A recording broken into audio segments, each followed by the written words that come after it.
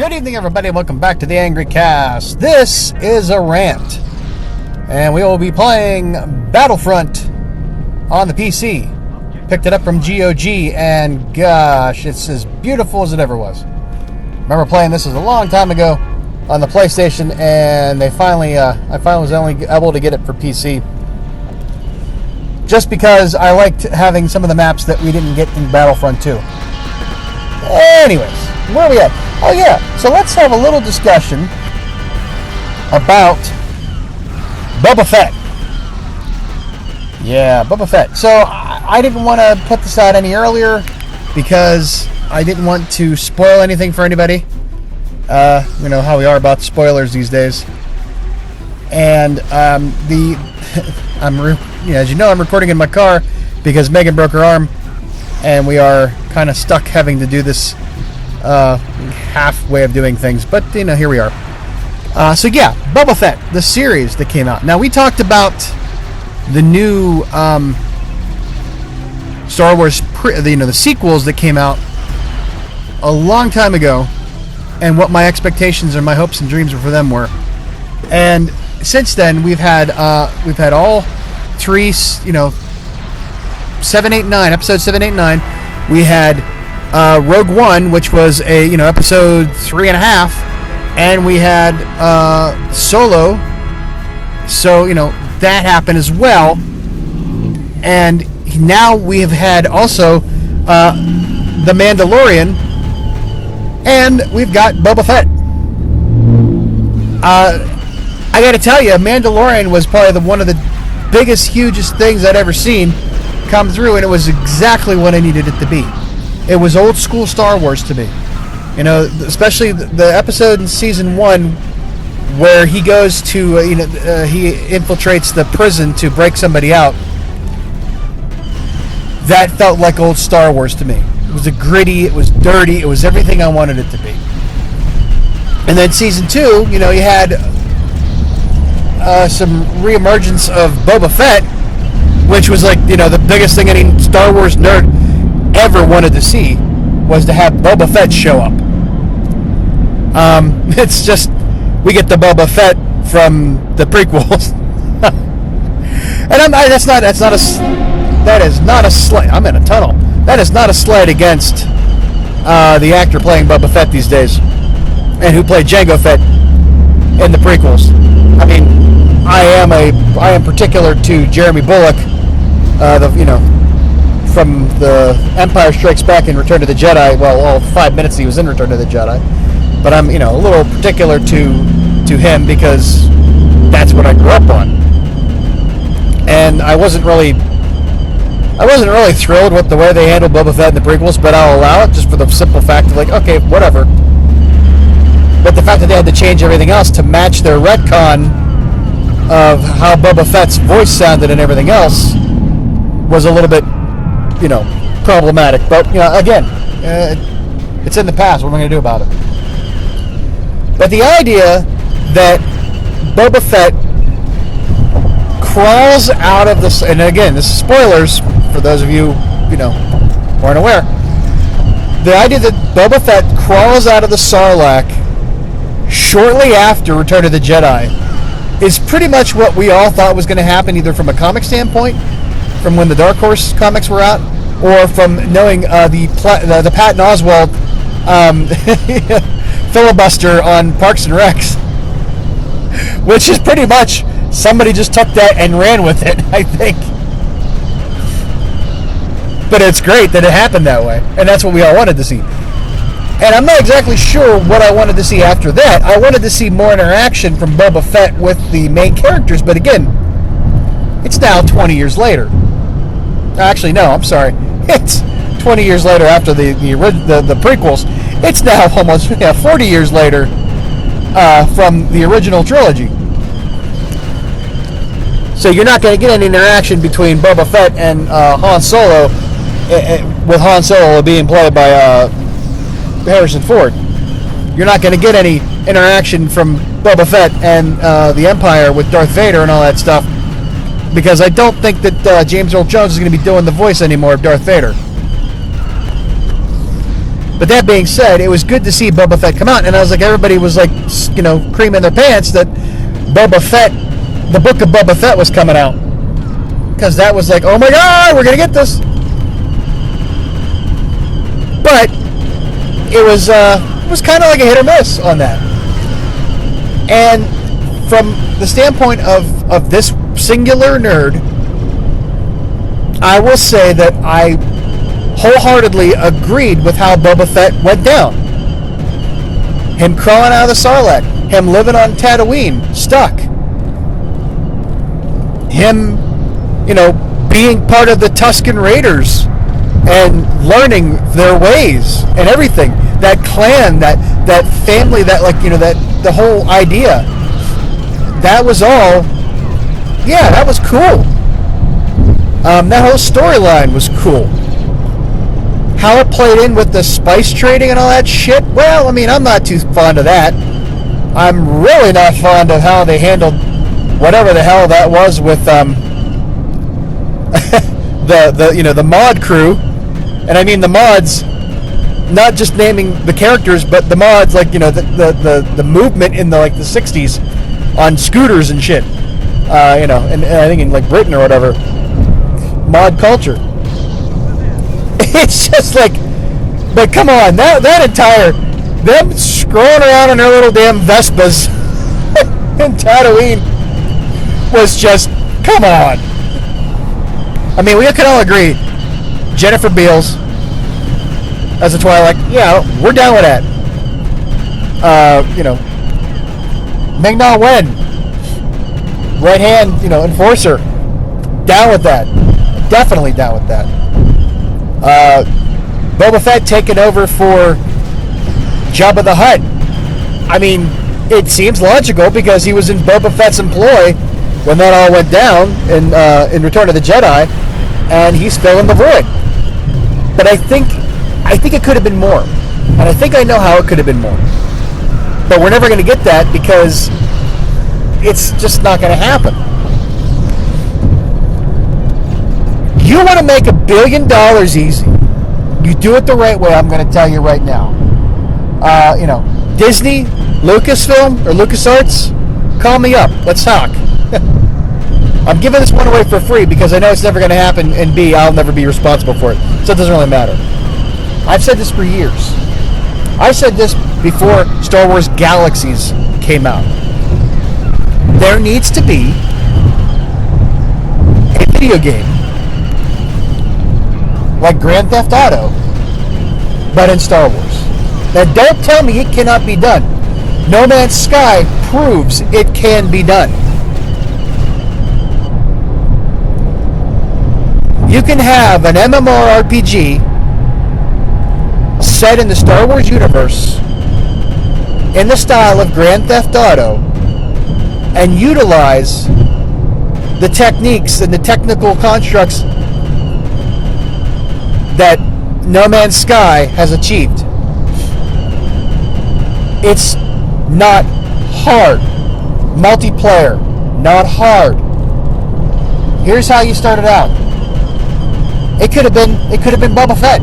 You could have been Boba Fett in the single story mode. Single story mode could have been Boba Fett. You crawl out of the Sarlacc. You go into, Mos Eisley. You work your way up. You become the new, Diablo, or whatever you want to call it, the Jabba the Hutt. You could be that.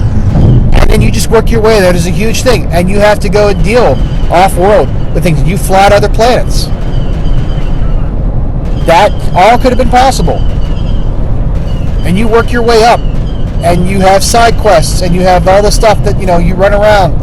And you do all that. And you clean up old contracts and stuff like that. You become a bounty hunter. You hire bounty hunters. You become all of that. That's perfectly possible. But from a multiplayer standpoint, what you do is that you pick a style of character. Training to be a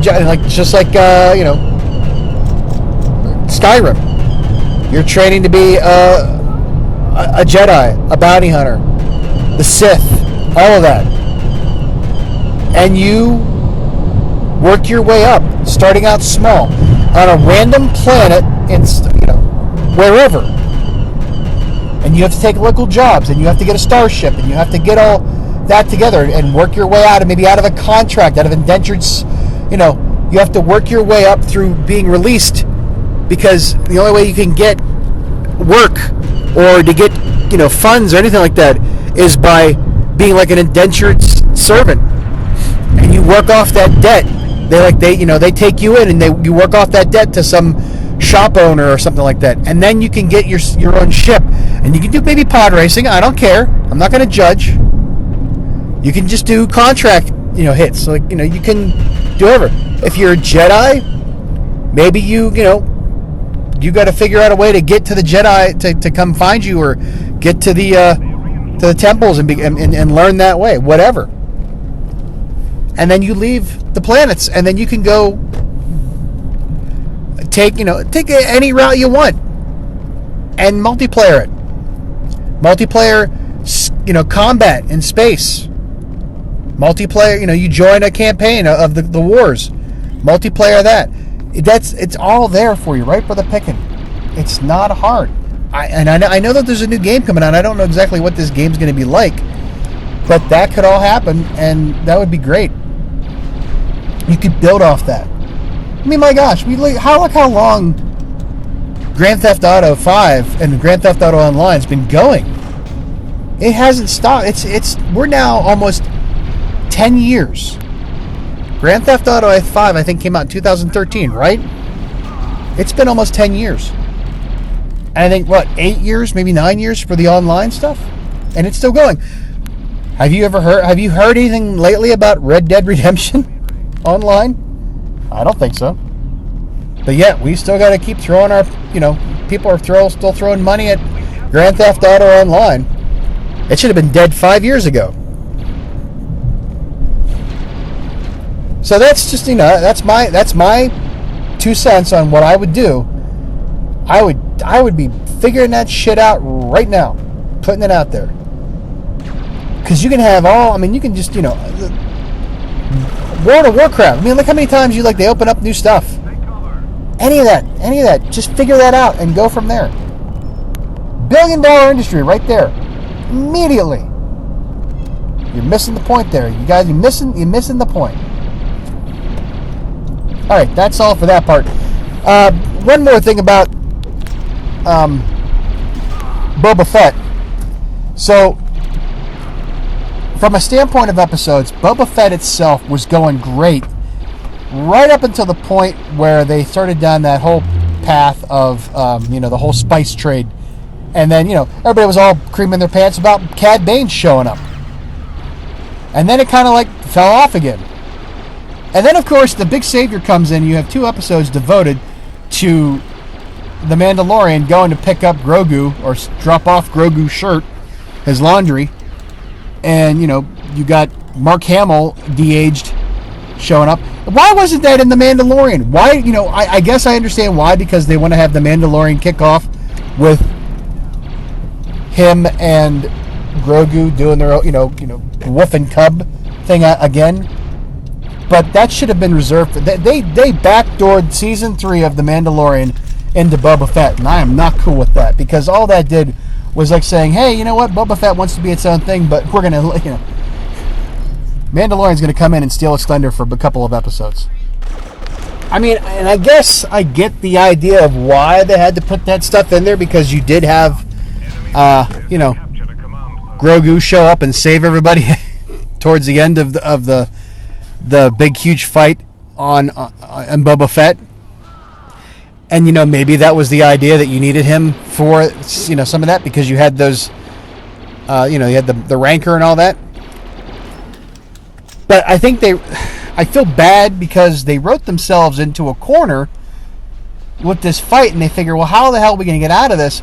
And they said, okay, wait a second, let's go back a couple episodes. Let's do 2 where the Mandalorian goes out to find Grogu to deliver his shirt, and then Luke has to say, "Hey Grogu, you need to make a choice between having having a lightsaber or a cool shirt." And Grogu decides to have the cool shirt instead, and comes back with R2. And then you reintroduce, I think it was Amy Sedaris, her character to the Junker. So yeah, I understand why they had to end up having that in there. But I don't accept that was the best option, because I still think that should have been the first 2 episodes of Mandalorian season 3, not Boba Fett. It's not about Mandalorian and Grogu. It's about Boba Fett, man. You pretty much you threw Boba Fett into the Sarlacc in Return of the Jedi by doing that all over again. Baddest bounty hunter in the world shows up for 5 minutes in Return of the Jedi, had captured previously Han Solo and took him to Jabba the Hutt.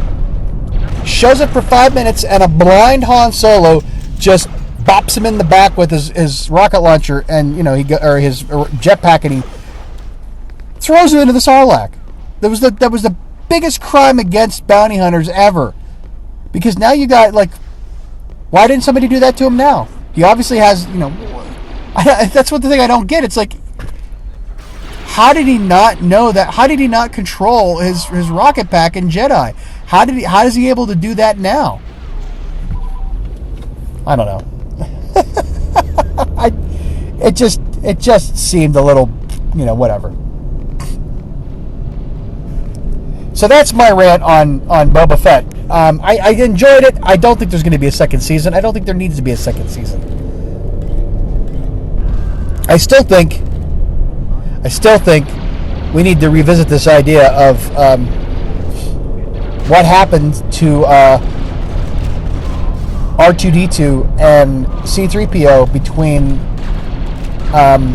Revenge of the Sith and A New Hope, because they were taken and put into the service of Bail Organa on Alderaan for this entire 17, 18 years before Leia took the Corvette and went and got the plans from the Death Star at the end of Rogue One and into A New Hope. It would be nice to see what that life was like.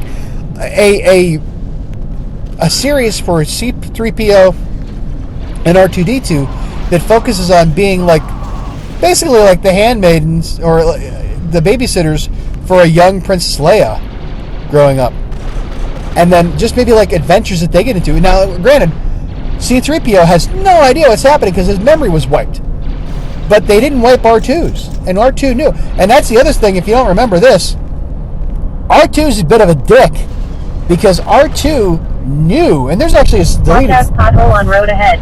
Thank you. There's actually a deleted scene that explains R2 knowing about Luke and Leia being brother and sister, that you have to find. It's funny as hell. But that's the thing that kills me, is the fact that, okay, R2-D2 and C-3PO, from our point of view in the original trilogy, did not belong to Obi-Wan. Or no, did not belong. Yeah, did not. He says, I don't ever remember owning a droid, which, R5, what the hell. But R2 and C-3PO, we knew were in the company of Bail Organa. But we didn't know until the prequel trilogy that not only did Darth Vader build C-3PO in his house, but that R2-D2 was just a Naboo. He was from... who knew? Who knew he was from Naboo? Who knew R2-D2 was from Naboo? I didn't know that. But then they come into they get together and they enjoy, the prequels, and then they go off and live with Bail Organa, and then, they say at the end of episode 3, have that droid's memory wiped. And they're talking about C-3PO. So he knows nothing about it. But R2-D2 was at Luke and Leia's birth and remembers everything. And when it's, you don't think he understands what's going on in the middle of Empire Strikes Back when there's a big, pissing contest between Luke and Han over who gets to have the princess. And, Leia says, oh, I guess you don't know everything, and then goes full-on mouth kisses her own brother that we don't know about yet until the third movie, or the third of the trilogy. And R2 knew about it. He knew about everything. Why did that stand? Why did nobody say anything about that? Who in the Raiders room didn't tell Lucas, you can't do this. This is not a cool thing to be doing. But R2's the biggest dick in the entire saga, because he had full information that he refused to share with everybody else based on what we know of the movies, not the deleted scenes, but based on the movies, and just lets it happen and just sits back and going, he laughs. He's a troll. Alright, that's all I got for tonight. That's a rant on Boba Fett, The Mandalorian, Star Wars in itself, and we've been playing Battlefront, and I hope you have a good night. We'll talk to you later. Have a good one. Bye-bye.